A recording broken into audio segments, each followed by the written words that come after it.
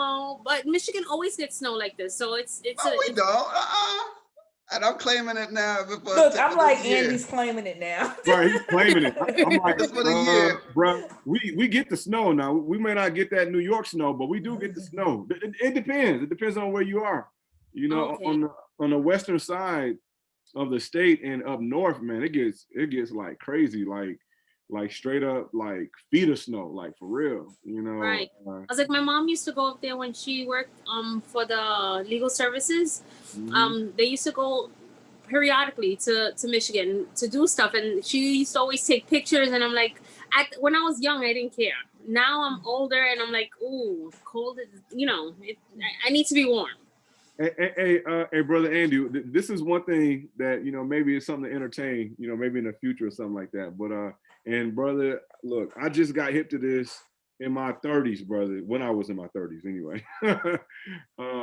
Just growing up in the city, we never really took advantage of winter recreation. And a group of us, man, we got together, man, and we did a ski trip, and it was a lot of fun, man. It was a lot of fun. I Yeah, want to yeah. Yeah, I want to go on a ski trip. it's definitely fun. It's Yeah. like, But I like to stay close to the lodge myself, but that's like my ski trip. This is my ski trip is like this. You go to the lodge and you have cocoa and you look into the window with the fireplace on the side and see Right. everybody else outside, and you're like, well, see, I'll even venture out to the training grounds, yeah. with the kiddies, Right, the bunny hill, brother. So I'm telling y'all up front. So if y'all want to laugh now, because when I get there, that's exactly what I'm gonna do. But I tell you, man. know, like I've gone snowboarding, and you do get hot. So it's not a thing of you're gonna be cold all the time. I know you get hot going up and moving around, but the whole freezing thing when you first get there is it's the worst. Mm-hmm. I was like, I'm the altitude. Yeah, I was like, I'll be, I'll have you guys cocoa there and some nice food fixed for you guys waiting.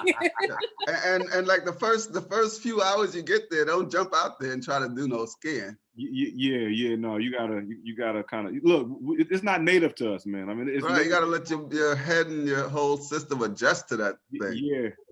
But man, it'll be fun. We could do a cover me ski trip. You know what I mean? Yeah, absolutely. We definitely could plan it. But what do they call it? What do you call a business vacation? I forgot what they call it. Retreat. A retreat. A retreat, not a vacation. A retreat. Business a planning retreat. Yep. Yeah, man. Yeah. We could definitely do that. All right. Something to look at. As soon as we can travel and do all that stuff again. I dig. Yeah, for sure. Right now, let's stay safe. I dig. All right, ladies and gentlemen, welcome. So last week we went over the last of our just informational. Now we're going to get into the deep dive of financial recovery, right? This is how you help your clients. This is what they want to hear. This is the things that you've probably been waiting to kind of get into. That's why I kind of waited to send it to you, because I wanted us to all go through it together, and then for you to kind of really think about this part of the whole process, right? So this is the financial recovery process. Here is where you assess your current financial situation. We're going to say your client's current financial situation. Here we're going to identify ways to increase income. Remember, that's always my thing, the whole 10 streams of income that I teach also. But you guys probably hear me mentioning a lot about the 10 streams of income, how to increase income, decrease and prioritize expenses. Somebody's waiting to get in. Hold on 1 second. All right. Identify steps to successfully implement a recovery plan. Recognize how to guard against credit repair scams. Identify timeframes to review and adjust your financial recovery plan. So all this is geared towards your client. All right. So where it says yours, you're just going to say your client. All right. So we're going to start with a couple of things. First is just a little pre-test. We're going to go over some scenarios. Let's start with number one. So I'm going to ask the question, and then let's see who's got the answer. If you're experiencing financial difficulties, what first step should you take before developing a financial recovery plan? All right, so again, let's flip that to your client. If your client comes to you experiencing financial difficulties, what would be your first step to assess the current financial situation? Very good. You have to have that conversation with them. Remember that interview, the intake form? Yeah. That's the conversation.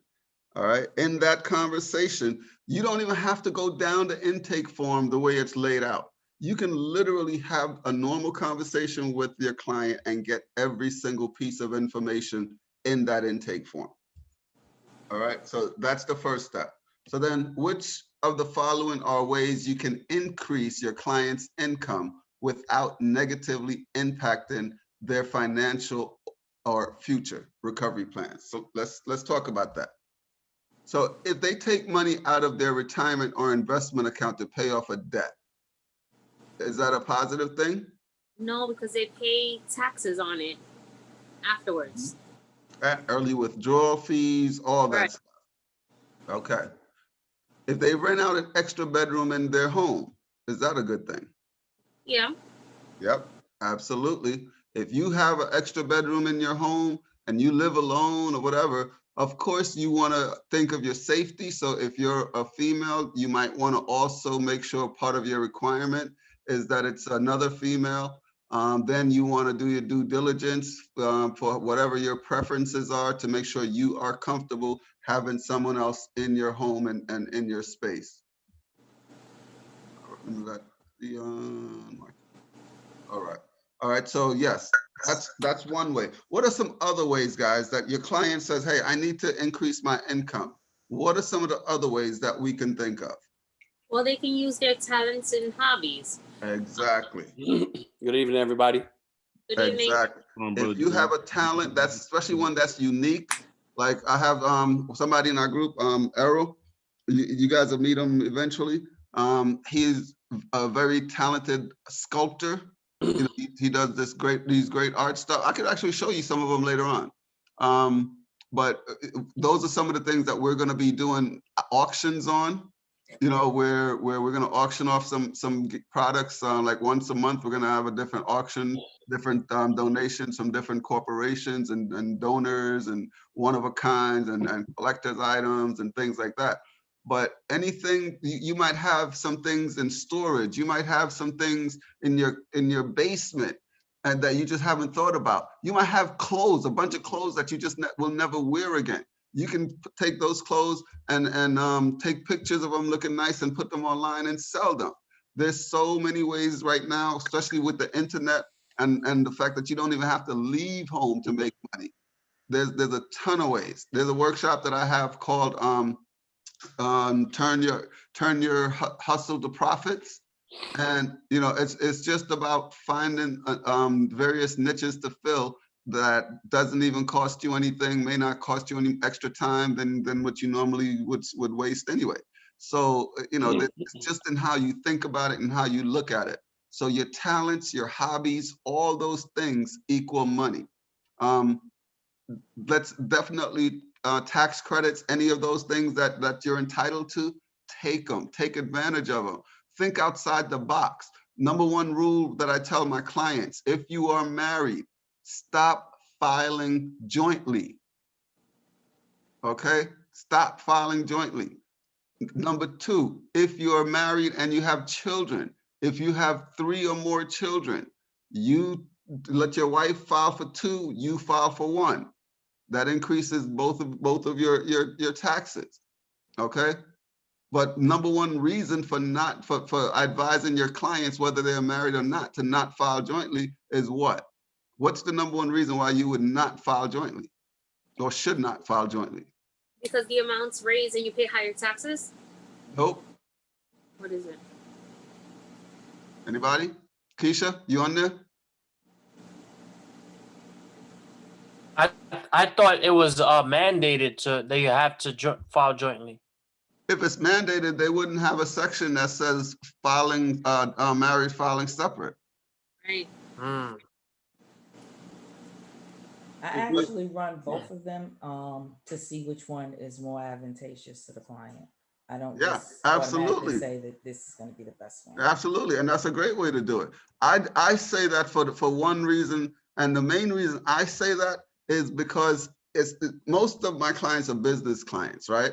And if one spouse's ruins their credit, you don't want to be attached to that, because the minute that spouse's credit goes down, guess what else happens? Your credit goes down.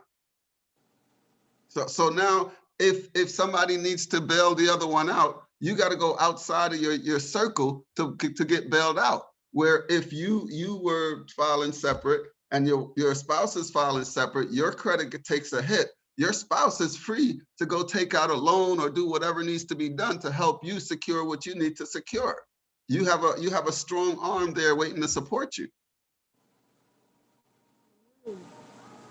Yeah, a friend of mine, she ran into an issue with her husband had a business and something was disarray with the return. They filed joint, and because she worked for the government, it's her return as well. That's right. So she ended up getting investigated, and it just lasted for years. And after that, she did separate returns. Yeah, it's messy, and you don't have to do nothing to get pulled into a mess. You wake up and you're in the mess.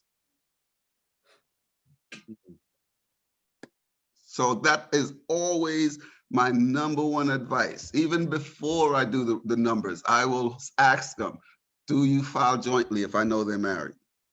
Because if they say yes, and I already know my client in front of me has credit problems, I can only imagine it and estimate what it's doing to the partner's credit if they're filing jointly.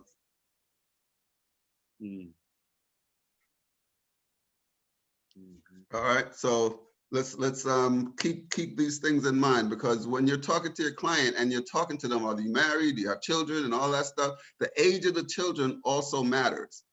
Because if you have a child under 16, then you know they're going to get the tax credits, right?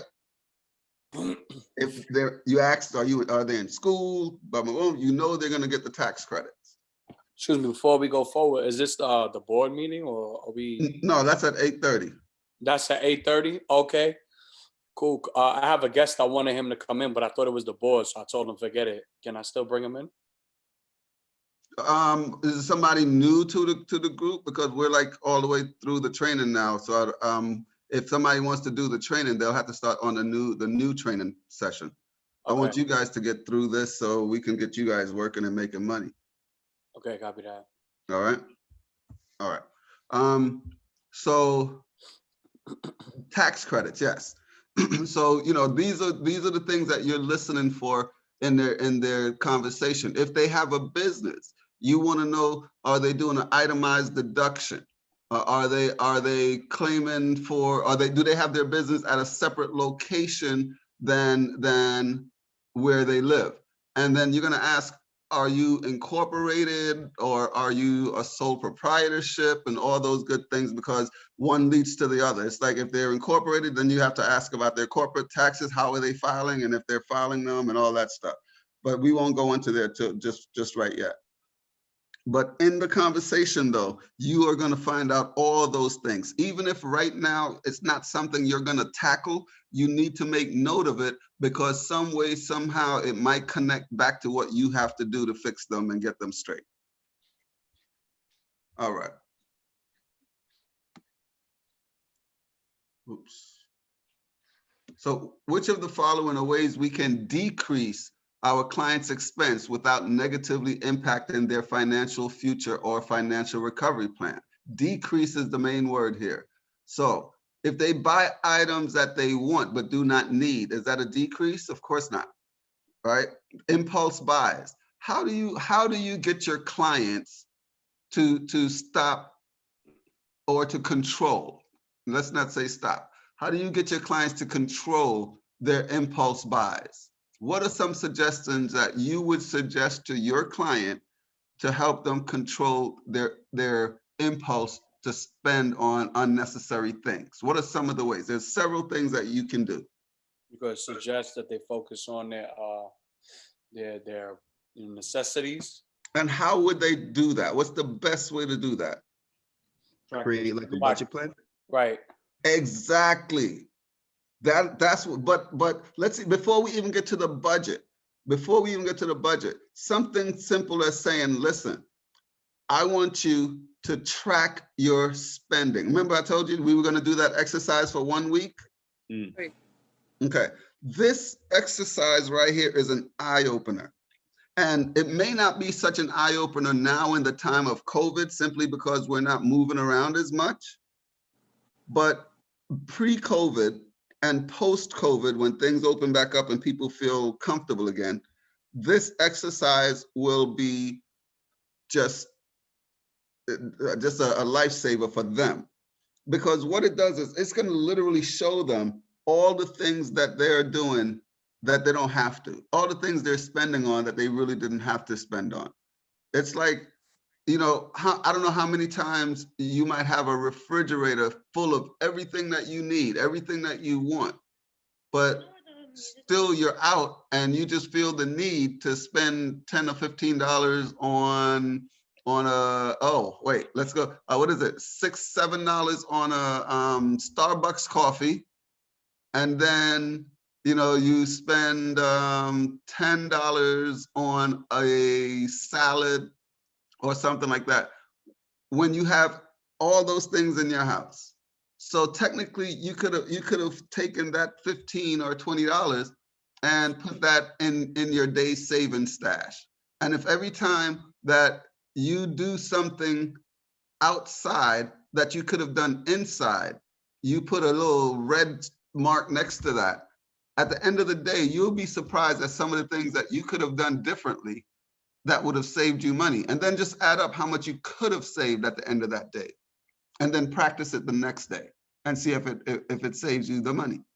So one of the ways that you would help your client is simply to ask them to track their spending and then analyze it with them. But tell them, be honest, you know, we're not kids here. We're just doing an exercise. So be honest. If you wasted it on some alcohol and you felt bad about it, that's not my problem. I really don't care. You're going to share the alcohol? Let's do it. But other than that, just write it down. All right. So let them feel comfortable. Don't judge them, because we all do what we do. Let them know it doesn't matter. We just need to know what you're spending on. If you want to name it something else, even name it something else, but just put the dollars and cents down and the right category, whether it's necessary or not necessary. They can even do it that way. So first thing is to know what you're spending on. The next one, use local assistance program to offset food, housing, and utility costs. Will that decrease? Will that decrease their expenses? Yes, because they're getting assistance. Absolutely. Absolutely. That's why the first thing I remember telling you guys was learn about the Medicaid services in your area. Because all these services, assistance programs, food supplement programs, utility programs, they all somehow connect to the Medicaid programs in your city and state. So that's why the first thing I said was learn the benefits of those programs in your city and state. And ironically enough, it differs by state, because even though it's funded by the federal government, they allow the states to make their own laws. So some states are generous with their Medicaid program. Other states are real stingy and have stringent rules and all this stuff. So it's important that you know what those programs are in your state. So when you're speaking to your client, you know the right things to tell them. All right. Eat out at restaurants less frequently. Absolutely. Sell assets and extra vehicle, furniture, or jewelry. What do you think of that? That's what we just talked about, right? Things that you don't need. Right. All right.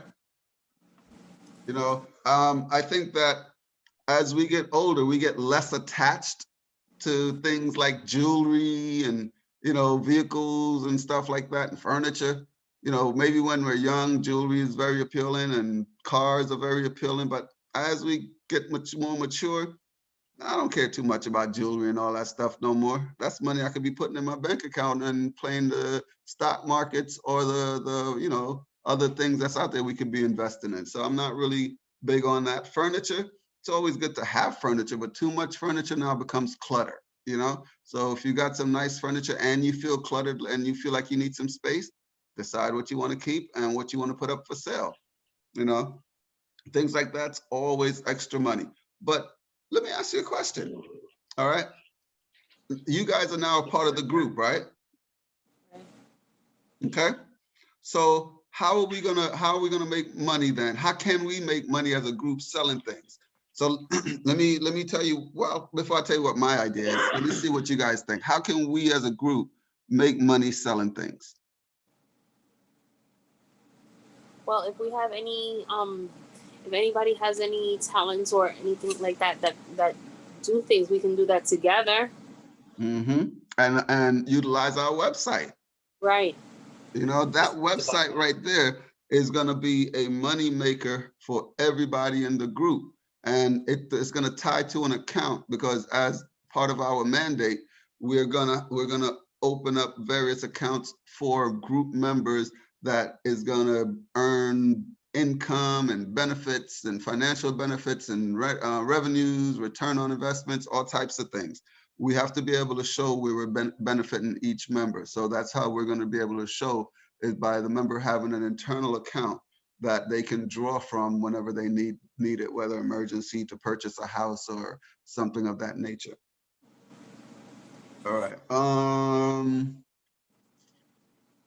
Assets. Okay, we talked about that. When prioritizing your expenses, which of the following expenses should you pay first? All right. I'm going to let you guys take this one. Okay, I'm going to let you guys, because this here is where I would love to see what you guys feel are priority. All right. How would you prioritize these expenses, right? Your basic necessities, mortgage, cards, collection agencies, all those things. Let's think about that. Let's say everything is in the mix. We all have all these things. How do we prioritize them? You want to take a shot? Who first? A first. Okay. Yeah. Basic necessities. Anyone disagrees with that? Yeah, I go Nope. with I'm rolling with A2. Yep. Okay. Anybody disagree with that? Nope. Well, I shouldn't say nope. I should. I disagree with that. I disagree with that. You disagree? What do you think? Keisha? Andy, I think you might have to hold off on disagreeing with that. The reason I say that is because that line also says food. If you don't have food, if you don't eat, you're not gonna be able to pay any daggone thing. Look, Keisha, watch this. If you don't have transportation, Keisha, how you getting there? Keisha, Damn. we are financial advisors, right? Yes. Yep. We're not thinking we're not thinking survival. We're thinking what's best for our client to get to their goal. Well, if food wasn't in that equation, that's what I mean. Food is But in the okay, but brackets. Keisha, can't you do this? Can't you say let B be A? Let B be A. Credit cards come before basic necessities? Yep. Come on now. Wipe out your cards. Why I see what can't you're you saying. why can't you buy food on your On card? your card. Why can't you buy utilities on your card? Why can't you get your transportation on your card and then handle your mortgage and all that stuff however you need to, whether it's on your card if it's allowed, or if it's not, then you either do one of the two things, pay it directly and all that stuff. You're gonna have that money anyway, but take care of your cards. You're gonna have to keep your credit moving forward. Why not utilize transportation, utilities, food, all that stuff to drive up your credit? And that maintains your basic necessity. Kill two birds with one stone. Hey, brother Andy, is that Andy genius, or are you looking at the study guide key? No, I'm not even looking at I'm looking directly at what you're looking at and just talking off the top of my head. I'm no, not looking at Yeah. nothing. It makes sense. You're right. It does make sense because you're bringing up your credit and you're paying off your regular household expenses. So it makes sense. Absolutely. That is Yeah, creative. but it- That's And creative you know what's financing. so funny? That's It creative goes financing. right back to the conversation we were having the other day. Yep. When I was saying, "Oh, I put it all on the credit card." Yes, anyway. that's why I called on you, Keisha, because I knew you was gonna say I it. was like, I put it all on the credit card anyway. I knew you were gonna say it. I'm You like, know? Andy, to me, that sounds like creative. That sounds like that's like financial counseling 2.0 versus 1.0. 1.0 is like, But see, that's why you're on our team. We're not looking for average counselors. right. We're looking right. for counselors that's going to have the answers, that's going to get our clients to where they want to be in the shortest amount of time possible with the maximum effect. Right. Okay. Hold on, I got another question for you though.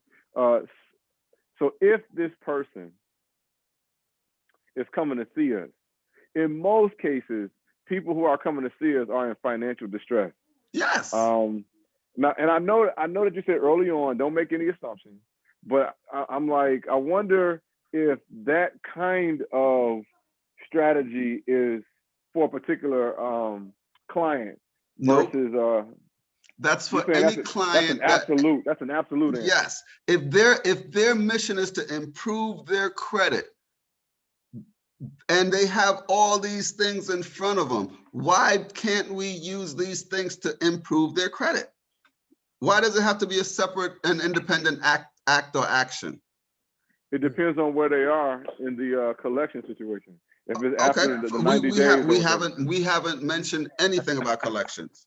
Okay, all right. Because if they're in collections, that's the last thing we're going to touch. Indeed. Why Okay. would collections be the last thing we touch? Because you want it to get back. You want it to go past the 90 days and. And if it's in collections, it's already dead. Past the 90. Oh, you're right. That's why. It's already We're disputing dead. it. Yes. All right. So B, in my opinion, should be A, because that takes care of everything and maybe except mortgage. But it definitely will take care of rent, because the apartment I rent in Michigan, I pay that on credit card. All right, so all rent apparently is good for credit card. I'm like, my tenants aren't strong enough to have credit cards. Well, my tenants are in the hood. You know what? You don't know that because you haven't assessed them.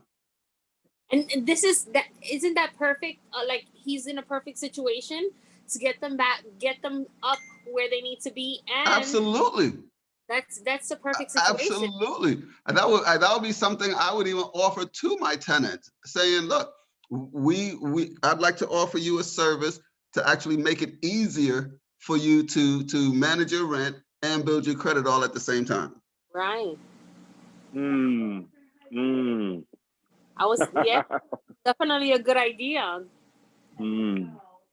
That sounds like that's radical landlording right there, brother. Listen, you have to think out the box. You know how many landlords are going to spend so much time and money trying to take their clients to court and everything to kick them out because of this pandemic, when you could be one of the few that's giving your client away where they don't have to worry about that. Right, and you're doing a service on both that for yourself and for the people. Like you are helping the community regardless. Yep. And if they have credit problems, we can help them build their credit up, get them a credit card, and show them how to manage it and use that to build their credit right through the rent process. Because you can create a PayPal account for your rent. True. Marcus. All right. So trust me, you're in a great position to do just that. I'm like, radical landlord. Woo! Sounds like a great idea. That sounds like a great idea, though. It does. But we're gonna keep going down this program first. I got to see it all the way through. But This might be something. This might be. That's another income just right there where you live. That'd be amazing. So now, let's hit number 5. So number 5, Hey, which of the we ain't taking no more tenants. She said we ain't taking no more tenants who don't have credit cards. There you go. There you go. That's right. So which of the following actions can help you or help your client build their credit and prevent future financial setbacks? Okay, here we go. So of course, save money, great. Okay. Review your credit report and errors. Let's change that up. Review it regularly. Yeah. Okay. All right. At least once every 30 days, which is why I recommend downloading that app. Either Credit Karma or Sesame, one of them. But we, like I said, for our clients, if they want to pay the monitoring fee for us to keep track of their credits monthly, then we'll download it for them and all that stuff, and we'll keep track of it. But imagine this. Imagine you've got, let's say, 10 clients, and each of them are willing to pay you $20 a month just to monitor their credit and to let them know when to apply for credit cards, when their credit is good enough to do this, to do that, and all that stuff. That's a quick couple of $100 every month for doing nothing.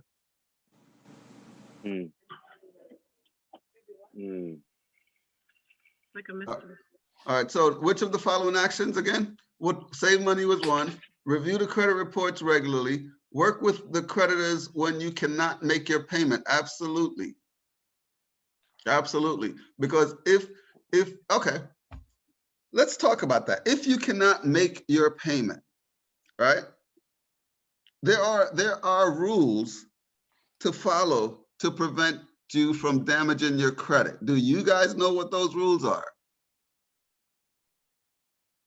Okay, then with that silence, it tells me the answer is no. So let me tell you what you need to do if you realize you cannot pay your credit card bill. Number 1, please try to realize it before the actual due date. So if it says it's due on the 25th, at least by the 24th, you should know that you cannot make your payment the next day. Right? Right. Now, the question is that payment that you cannot make the full payment of your entire credit card like we say we want to maintain, we want to be able to pay it off? Is that the payment you cannot make, or you truly cannot make the minimum payment? So that's the first thing that you have to ask yourself. Which payment is it that I cannot make? Is it the minimum or the full payment? If you cannot make the minimum payment, that's the payment we're talking about here. Okay? Because if you can't pay off the full card, then go to the next number down, which is pay off 70% of it. And if you can't pay off 70, pay off 50, but just pay more than the minimum payment. But if you can't make the minimum payment, then this is what we're talking about here, okay? If you just don't have a penny in the bank, you can't get money from anywhere to pay it, this is what I'm talking about. So number 1, realize it before the actual due date. When you realize it, you have several choices. And the choices all depend on what your client tells you next with this answer. Your question is, when can you make that payment? Definitively, not a maybe, not a if this happens, if that happens. No, when can you make the payment? Meaning, okay, well, I had to spend my money this payday for this, but I get paid again in 2 weeks, so I'll have it 2 weeks from this Friday. Okay, great. So it's due this Friday. Today is Thursday, but it's due tomorrow. She's got to spend the money that she's getting paid tomorrow. She can't spend a dime of it on her credit card, and I don't know why she wouldn't just pay off her card and then use the card, but for whatever reason, they don't take credit cards. She's got to use cash for what she's got to do, let's say, okay? And she has to use her check. So the first thing you would do is identify the date when her funds will be available. Once you identify that date when her funds will be available, what can you then do as her financial counselor? What can you tell her to do?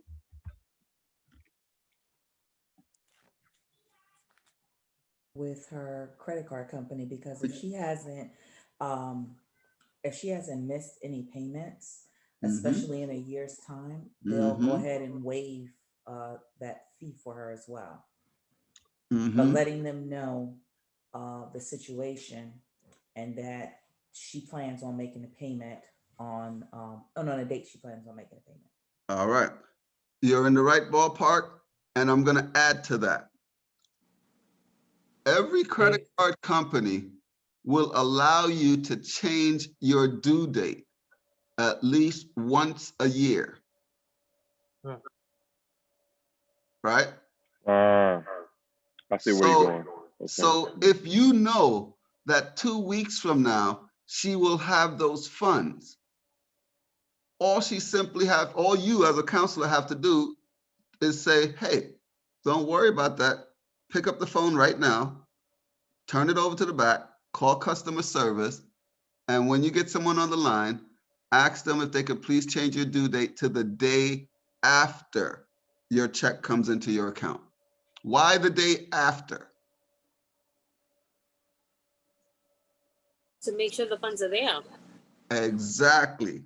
Because how many times have you maybe made arrangements for a payment to come in at the same time your check comes in, and they put the payment in before your check hits? Right. All right. You have to think about protecting your client down to when those deposits hit her account. You don't want to create a situation where she now loses money because of a return check fee. Also, sometimes they give you credit cards, they give you a grace period. Yes. Yes. Even after, but the grace period, it doesn't negate the fact that you're late. And if you can't make the payment, rather than to let it go past the grace period, you want to move the date. That would be the safest thing. they also like a plan Z, they also give you a call and to make that payment, and it won't affect you in your credit score or your credit card. Not all credit cards do that. Right. That's the ones that have the resources and the money to do it. Right. But there's smaller companies, like some of those startup cards that people use, they're not going to do that. They're just going to slam you. Right. All right. Let's see. Actions will help you build. Okay. Number 5.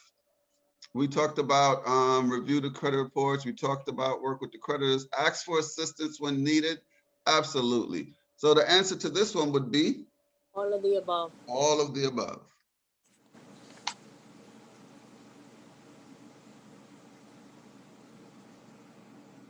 Okay. I think we all should know how to, guard against credit repair scams, right? Avoid companies that ask for payment before services are provided. Okay. So that's why what we ask for is a registration fee, and then we discuss each line of the report and anything that has to be done on the report after that, and then we discuss the fees accordingly. Because you can't decide what something is. There might be something actually that's totally out of our realm. Because if they've got let's say a tax lien or something like that, we might have to go legal, or if, it's different situations that are just something that we can't tackle, we may have to refer that scenario out to a lawyer or accountant or something like that. And those are the ones that we tell them, hey, this one here is a little bit dicey, and it's not one that we're going to be able to help you with. So we're not going to put a line item number or dollars and cents next to that. And that way we're not obligated to attack that. And we'll be honest with our client. You got to be honest with them. So that way they can know if they need to, seek other advice on that, or if we need to refer them, we'll always have the referrals for them. And the referrals are great for us because most referrals give us a finder's fee. So when we make referrals, we want to make sure that it's a company that we have connected with, have made contact with ahead of time, and have worked out a referral program with them. That includes lawyers, by the way. All right. So avoiding companies are checking for complaints filed against the credit repair company with your local Better Business Bureau. Absolutely. Avoiding organizations that tell you your rights and ways you can repair your own credit. That's not the answer. That's a good answer. That's the, you know, in other words, you can guard against. That's the right one, to use those organizations. Don't avoid them. Because if they're telling you your rights and the ways that you can repair your own credit, that means that they're not so much looking to take money from you, right? Right. So that's one of the reasons why we give the workshops. And remember what we said, they can choose to do it on their own after they take the workshop.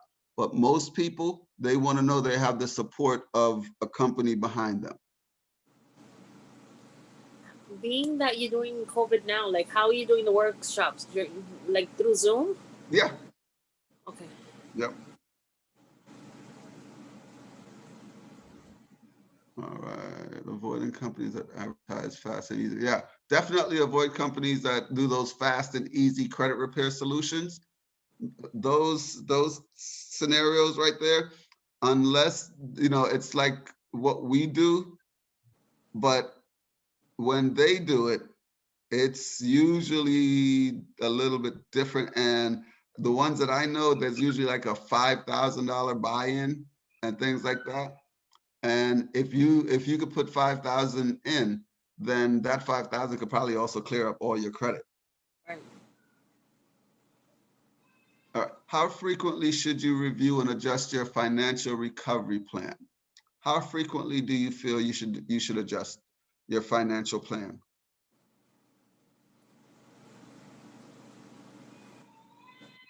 As needs change? Yeah, I would say as needed. I would say D, as needed, but at least once a year. Right. You know, because if your plan initially, you know, was just you and going in 12 months or a year and so on and so forth, and then all of a sudden you maybe meet somebody, or let's say you had a girlfriend and all of a sudden she's pregnant, you know, and now you got to be thinking, oh wow, you know, do I want to get married? Do I want to have kids? You need to review your plan. Your plan has just changed drastically. So yeah, definitely as needed, but at least once every 12 months. I was gonna say, it seemed like you don't want to mess with it too often. Otherwise, it's almost like building a pyramid. You keep taking away Yeah, your base. no, you want to build your plan and you want to keep it a solid plan, but at the same time, you got to know that things change. You got to have some flexibility in your plan. So as needed, that gives you the flexibility to say, wow, I didn't expect this. This is unexpected. Let me now go back into my plan, readjust my budget, readjust my timelines, and see if that still works, you know? Because if your plan is also time to graduate college or grad school or med school, and then something else comes along that you got to now add into that, you need to know, is that going to slow you down on your plans? Is that going to affect your graduation date? Is that going to affect, you know, your monies to pay that whatever you need to graduate? So all those things would cause for an adjustment, whether they happen all at once and you have to go in once in that 12 months, or it happens over a series of 2 to 3 months at a time. You go in and adjust. Life changes. You have to give yourself that ability to change. It's individuals that don't give themselves ability to change that end up, you know, jumping off roofs when the market crashes or they're, you know, whatever happens. No, you don't want to do that. You want to give yourself flexibility to adapt. Adaptability is always a strength. Mm. Mm-hmm. All right. So what are we going to do? We are going to do budgets and develop and evaluate financial situations, financial recovery plans, implement your plan, evaluate and adjust plans. Okay, so now we're going to skip ahead a little bit. How many of you guys have ever done a budget for yourself or your families?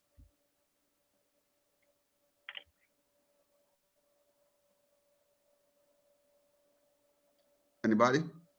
Myself, yeah. Okay. All right. Now, but I are do a you really budget. doing it for yourself, or are you doing it for yourself based on the family? Based on the family. Mm-hmm. Okay. So in doing that, you know how much income you have each month, right? You know where that income is coming Yep. from. And you know Yep. that you have these bills that must be paid every month. Mm-hmm. Okay. So the question that you want to, well, the question you want to ask your client is, at the end of your month, do you have money left over or are you minus? Okay. Now, what do you hope the answer to be? They have Money left over. They have money left over. But what do you think the answer may be? Most or quite a bit of the time. not doesn't have enough. Exactly. All right. So that's where the whole conversation comes in. And that's where, you're going to talk about their hobbies and all that stuff, because you have to be firing on all pistons when they're talking to you, because every little thing they say, your thought is, can I attach a revenue stream to that? Or can I slow the bleeding on that? So it's one of two things. Can I attach revenue to it? Or can I slow the bleeding on it? Right? So in hearing the story, so let's have a story. Let's say I'm going to create a story. Oh, I got a great story. Okay. So the client is a 39-year-old woman. She has 2 children of her own. She's working. She's making $25,000 a year with 2 kids and lives in New York City. And I'm not writing any of this down. So if you're writing it down, that'll be great, because these are your notes. This is the interview, the interview points that I'm giving you for this story. And then we're going to answer these questions based on that. All right, you need me to start over? Yes. All right, I'm going to start the story over. I'm going to even give names. I'm going to create a name. Okay. So my client's name is Karen. Okay. Now, Karen is a single mother of 2 children. Karen works in retail as a sales rep, and she makes $25,000 a year. Karen lives in an apartment, and the rent is $1,000 a month. Karen's food bill for her and the 2 children every month is $400. Karen does not drive. She takes public transportation in New York, and she pays $140 a month for transportation. Karen does pay utilities. She pays electric and cable. Electric comes out to about $150. Cable is about $150 also. Karen comes to you and says, that because of COVID, she has stopped working and is now receiving only unemployment. Her unemployment is only giving her 400 a week. Yeah, 400 a week. And, oh, let me stop there. So what I would say to you is, after you've interviewed her, right? Yep. You would now be talking it out with her sitting in front of you and figuring out how you can help her, right? Yep. So I'm Karen, so you're gonna ask me whatever questions or make any suggestions you feel is relevant, knowing the state that I live in. For those of you that are not in New York is a big Medicaid state. Yes. Okay, so anything you could think of around Medicaid will definitely be a plus. This is a hint for those of everybody on board. New York transportation is better than having a car. Okay, in fact, if you live in New York and work in New York, you may not actually need a car. You probably spend more getting ticketed and all that stuff than anything else. So you may not even want a car. So it's not like her situation for not having a car is because she can't afford it. It's that it might be economical for her not to have it. So in knowing all of that, I'm Karen, and how can you now help me? Because I am telling you that I can no longer afford to feed my children because my income has been drastically reduced to $1,600 a month from what does 25,000 a year break down to per month? Roughly 2,000, maybe 2,000, like 50 or something like that. Okay, so she's gone from, let's say, 2,100 to 1,600, and that's a big difference in her world. So Right. now I need you guys to tell me, what are some of the ways that you can help me increase my income, pay my debts, not ruin my credit, and feed my family. She can Okay. go. Go ahead. Well, let's everybody's gonna have a chance. So I'm hungry, so I'll take all advice. Let's start with who was the first person that I heard? I think it was Jillian. Well, she can go to get public assistance because she does qualify, being that she's not working. Or Okay. if that Okay, doesn't work, that's correct, providing that goes below the poverty level for public assistance. in New Because York, It does. I just that's checked it. excellent. Okay, excellent. Yeah, she would qualify for $535 a month in SNAP benefits.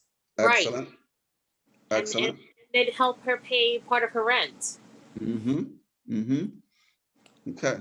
So She now, can also call the utility companies, electric and cable, let them know that that she's not working, and they can give her a better plan. yeah. To decrease the amounts. Yep. And there's all types of COVID reliefs out there now with these utilities. So absolutely, absolutely. What about feeding the kids? Well, That's SNAP you just benefit. said that. That's SNAP. Oh, you did say benefits. SNAP. Okay, excellent, Yeah. excellent. And what else though, besides SNAP? There's a relief program. Pantries. Pantries, exactly. New York has pantries that are like supermarkets. Yes, they are. I was like, Right. when around my area when the pandemic started. Yep. In fact, I volunteered Fresh at, direct from the trucks. yeah, I volunteered at one in Manhattan on 129th Street, but it's inside of this basement of this huge Catholic church. Really? Oh, wow. I was like, I walked into that joint the first day. I was like, oh, you guys got it going on down here.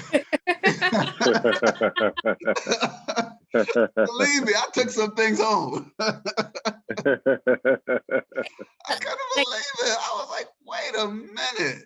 yeah, it Because was, you know how you see all these lines all the time and you're like, wow, these people are really lined up. And then you see them coming out with shopping carts and of bags. stuff, yes. And that's exactly what happened. My daughter went to walk the dogs, and Mhm. and she felt, my daughter doesn't like to talk to people, even though she's 21. She doesn't like to talk to people. So this guy is telling her, do you need some like he's in a truck, and she's like, do you need some vegetables? And she's looking at him like, Yeah, really? I'd have looked at It him was like crazy 11 too. o'clock No, at you ain't night. kidnapping me. Exactly. She was like, it's 11 o'clock at night. But then they gave, it was like the supermarket, the bananas, you know when bananas are bad because they all brown, and they Yeah. weren't. They were all nice and yellow, and the fruits and the vegetables. And I was, she came back and told me, and I said, that's fine, you can get it, but don't overtake anything because I don't like to waste food.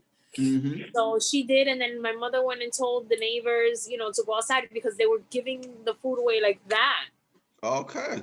All right. Yeah. I'm telling you, New York is very big on that. They got all those save the food projects and stuff where even restaurants, like these 5-star restaurants now, aren't even like throwing away the food that they don't serve or anything. They create a way to give it to the homeless now and all that.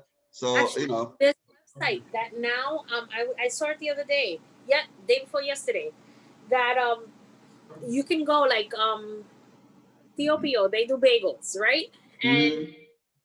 it's the bagels from the day before, Yeah. and you could get a dozen for like $2.99. Oh, yeah. That's right. They're like not wanting to waste food anymore, and I'm like, people, if you want to come in the nighttime, Yeah. you can pay a fraction of the price, and here you go. Oh yeah. In fact, I think most of the places that do any kind of fresh bacon, they end up doing a special before they close because they can't hold anything overnight. It's going to be Correct. stale basically. But yeah. So all those things is what you want to talk to your clients about, depending on you're going to feel your clients out. Not all clients are going to be in a situation like that. But if they are in that situation, by all means, think outside the box for them. And all that adds up to saving. Connect everything to savings. If you're just asking them to do it for the sake of doing it, then pride becomes an issue. But when you're asking them to do it with a goal, and then because when I ask my clients to try a food pantry, because I never tell them, ask them to go to it. I said, try it. Because their emotions and their pride and their needs usually gets separated. So I asked them, I said, listen, I want you to just do me a favor, number one, try it, and then I send them to one that I know will have a particular look and a particular, so I will go there, I'll take a look. That's how I ended up volunteering at the last one. So I will go there, I'll look around, and then I'll tell them, okay, this is what you're gonna see, and da-da-da-da, this is how it works. I want you just to go to try it, but when you get home, this is what I want you to do. I then want you to take out a calculator and add up what you brought home. See, you've been shopping before. You know what a big thing of chicken would cost you. You know what this would cost you. Just do a rough estimate of how much you think you saved just by going to that pantry. All right. Usually after that first time going and they run those numbers, because those numbers add up to like $200-300, because I tell them do not go without a shopping cart. You want to pack that cart. They will let you take whatever you need. All right. So by the time you come home, you should have enough food at least for the next 2 weeks or more. And then you go back every week if you want to. All right. So those are the things that are quick money savers for the clients that need it right now. All right. Okay. So know the supports in your area and all that stuff. And it's like I tell you what, the advice that you're gonna give is gonna be a lifesaver to so many, but it's gonna be rattling off so quickly for you, because once you know it, you know it. And once you've got it, organized in your system where you can actually, the way I have it by scenarios. I can pull up the scenarios and the scenario tells me what steps to take. So you can, you can set yourself up that way. I'm going to show you all my things, later on. But I tell you, I had to create a system that works for me, because when people call you and if it's something you don't know, you want to have the resources to it at your fingertips. So I try to make it where I only have to look things up on Google one time, and then after I do it, I pull down all the information on that subject and I create a file for that subject. Another thing, I don't know if I'm gathering they have it in New York, because New York always has so many things available to people, but like down here, because we mentioned that she had 2 children, and down here they have something based off your income. Every household will have internet. Yes. So she could get rid of her cable bill Yep. by getting free internet because she has kids, and then Yep. just investing in a Fire Stick. Absolutely. And right there, your Fire Stick, to watch Yep. TV, because it uses Wi-Fi. Then you have your Wi-Fi for internet. Even So the library is given free Wi-Fi. So yeah. Absolutely. That'll save her like what, $150 right there. Right. Perfect. Perfect. All right. So you see when you start thinking about things, guys, and these are things, honestly, these are things that I would do for myself. Like right now, I don't pay cable. That's what I'm telling. Listen, I pay. I think here we pay $74, but that's because one, we just got here, and two, it's like I'm trying to figure out how long I'm gonna stay here and back and forth and all that stuff. So, but other than that, I still have a Fire Stick sitting underneath it. I'm waiting to get all that stuff hooked up and everything, because ultimately that's what I'm gonna do too. I'm gonna cut back on all my expenses so I can just maintain the apartment here. The apartment I write off as business expense, so. Yeah. Well, let me tell you, brother, Ann Arbor's food pantry is off the chain, man. The Asians be up in there deep, and literally you are getting like whole food products, like for real, like good stuff. It almost makes you feel guilty, like, damn, I'm up here taking advantage of this, and somebody else, but yeah, every now and then we'll go, and I mean, like literally quality co-op, good stuff. It's taking advantage. Sometimes you even regular people need help. So right. So ladies and gentlemen, listen, that brings us to the end of tonight's session. All right. And the reason we got to that exercise is because I wanted to get your minds thinking along that line for your homework. I want us to finish up this book, but I'm going to take you into the homework, just one sample. If you look at the very next one, it says activity 1, right? Yep. Monthly income and expense. You're going to read the scenario, review the monthly income and expense worksheet, and answer the questions below. Okay, these are your clients. I want you to give the best advice you can to these clients based on these scenarios. And then each of you are going to tell me your scenarios on the next one, tell me your solutions and all that. Okay, then we're going to compare and see if anyone added anything new. Give me some new twists. Give me some new ideas. We talked about a lot. Give me what we spoke about, but give me something unique to you. Okay, does it make sense? Yeah. Yep. All right, have fun at it. And I look forward to seeing you guys when? Today is Tuesday. When? Saturday, right? You guys tell me. I'm pitching for Saturday, right? Saturday. Okay. That was good. Saturday at 7, right? Saturday at 7? Right, What do y'all think? Okay, Saturday at 7 it is. All right, guys, I'm going to talk to you soon. I got to get ready for another meeting. And then hopefully that won't last too long because I'd like to make a couple of phone calls out to Keisha and Jillian and maybe Dion tonight. So let's see how that works, okay? Okie dokie. All right, guys, ladies and gentlemen, thank you again. It's been always great, and I'll see you soon. Good night. All right, take care. Peace. All right, good night, guys.